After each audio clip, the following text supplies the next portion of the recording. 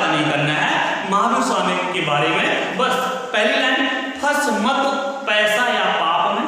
दूसरा, जन्म के लिए हम जन्म लिख लेंगे, मृत्यु के लिए हम मृत्यु लिख लेंगे। और इनके बचपन का नाम वर्धमान, वर्धन मतलब होता है बैल, और बैल का भाई होता है नंदी, तो भाई हो गया नंदीवर्धन।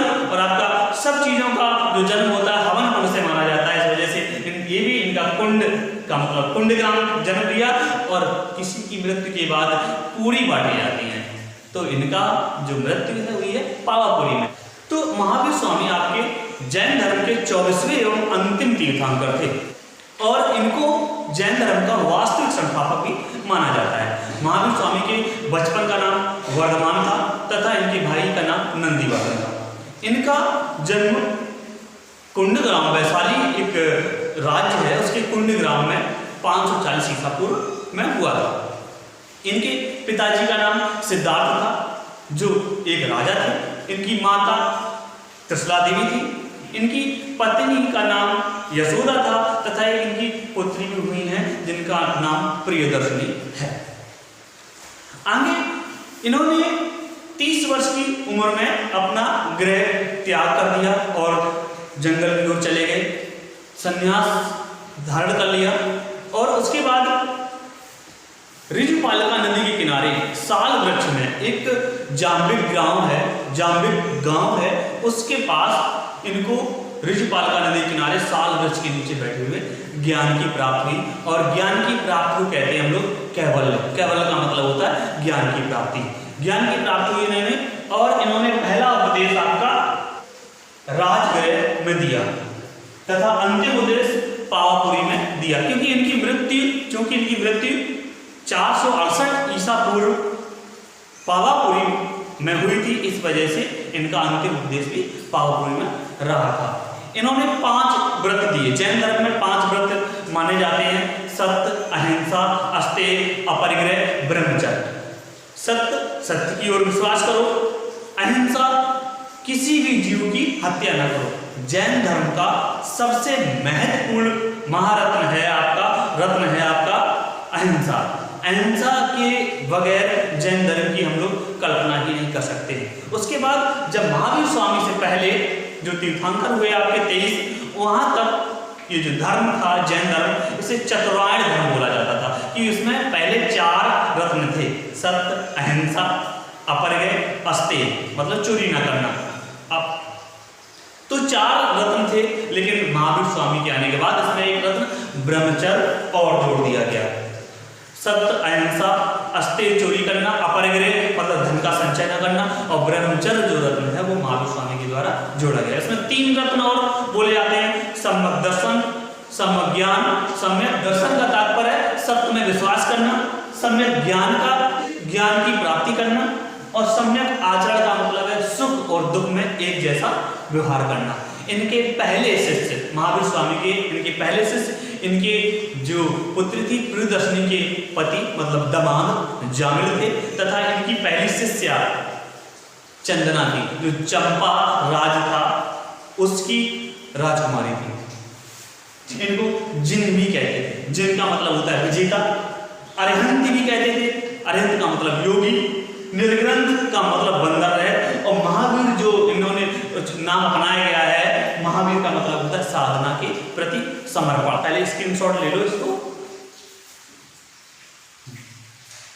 समस्या ये आती है कि इतना सब याद कैसे करा जाए। तो याद करने के लिए एक छोटा सा हम तरीका बताते हैं, उसको अपना के आप याद। इन्होंने उपदेश दिए अपनी प्राकृत भाषा में। और जैन धर्म की एक बात है, और जिसको महावीर स्वामी भी कहे हैं, इसे कहते हैं जियो और जीने दो।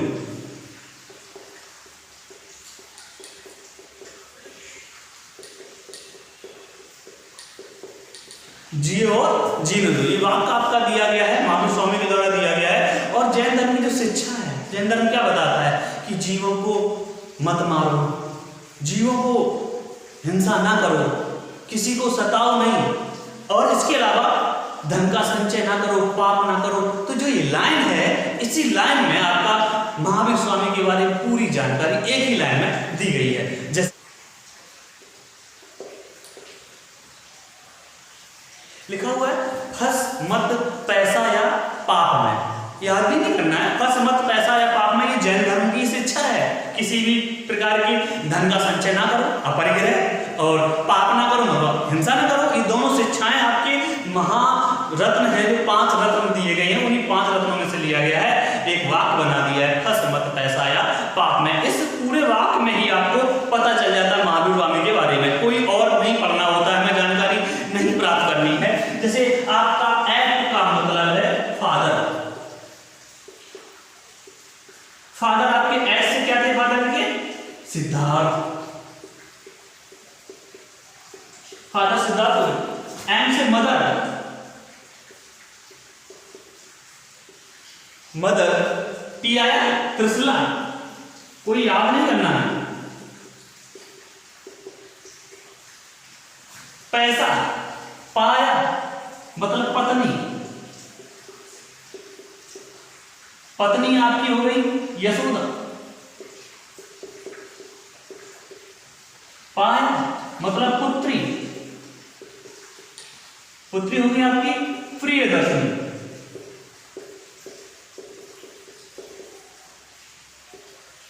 अब कुछ लोग कहेंगे सर पहले हम पाए, हम ही पाए, पहले हम पुत्री का लिख दें या पत्नी का लिख दें। अरे सीधी सी बात है, पहले पत्नी आएगी तभी तो पुत्री आएगी ना, तो पहले पत्नी को लिखेंगे, पत्नी आपकी यशोदा और पुत्री आपकी प्रियदर्शनी। तो हमें कुछ याद नहीं करना, देख लीजिए आपके फादर सिद्धार्थ, मदर त्रिशला, पत्नी यशोदा, पासे पुत्री, पासे प्रियदर्शनी।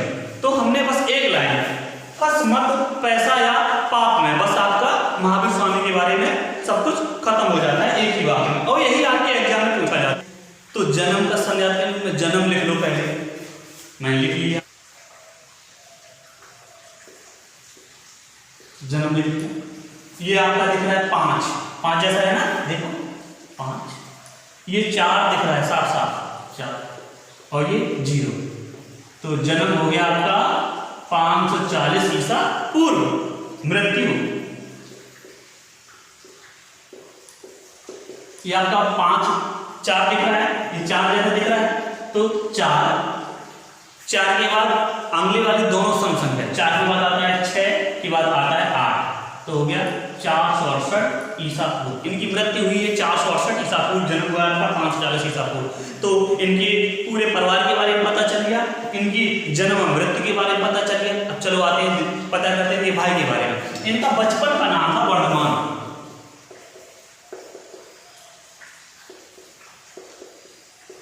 वर्धमान, वर्धमान का मतलब होता है बैल, और बैल को ही हम कहते हैं नंदी। तो इनके भाई का नाम था, बैल का भाई नंदी, तो बैल भाई का नाम था नंदीवर्धन।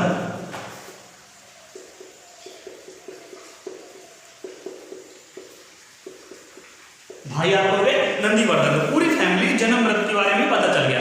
अब समस्या ये आती है, सर बोलेंगे कि सर ये कैसे पता चले कि ये जन्म इन्होंने कहाँ लिया था, मतलब गांव का नाम, बहुत एग्जाम पूछा जाता है, मृत्यु इनकी कहाँ हुई है। तो जन्म के लिए हम लोग सब जानते हैं कि सब चीजों का जन्म जो है आपका हवन कुंड से माना जाता है। जन्म किससे माना जाता है, हवन कुंड। जन्म हवन कुंड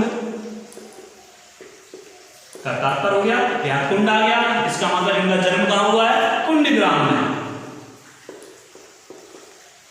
और किसी भी धर्म में जब मृत्यु होती है तो तेरी मनाई जाती है, कहीं चालीसा मनाया जाता है और कहीं कुछ और होता है, लेकिन एक चीज कॉमन होती है, क्या कि सब जगह मृत्यु के बाद भोग खिलाया जाता है, खाना खिलाया जाता है, जिसमें पूरियां खिलाई जाती है, पूरी खिलाई जाती है, मतलब तो जब पूरी खिलाई जाती है, मृत्यु पर पूरी खिलाई जाती है, इसका मतलब मृत्यु कहाँ हुई इनकी, पावापुरी। मृत्यु कहाँ हुई, पावापुरी। जन्म आपका हो गया कुंडग्राम, क्योंकि जन्म के समय सबका जन्म हवन कुंड से माना जाता है, जन्म हुआ कुंडग्राम में और मृत्यु पर खिलाई जाती है पूरी, तो हो जाएगा पावापुरी। हमें कुछ याद नहीं करना है महावीर स्वामी के बारे में, बस पहली लाइन फस मत पैसा या पाप में, दूसरा जन्म के लिए हम जन्म लिख लेंगे, मृत्यु के लिए हम मृत्यु लिख लेंगे, और इनके बचपन का नाम वर्धमान, वर्धमान मतलब होता है बैल, और बैल का भाई होता है नंदी, तो भाई हो गया नंदीवर्धन। और आपका सब चीजों का जो जन्म होता है हवन कुंड से माना जाता है, इस वजह से ये भी इनका कुंड का मतलब कुंडग्राम जन्म लिया, और किसी की मृत्यु के बाद पूरी बांटी जाती है, तो इनका जो मृत्यु है हुई है पावापुरी में।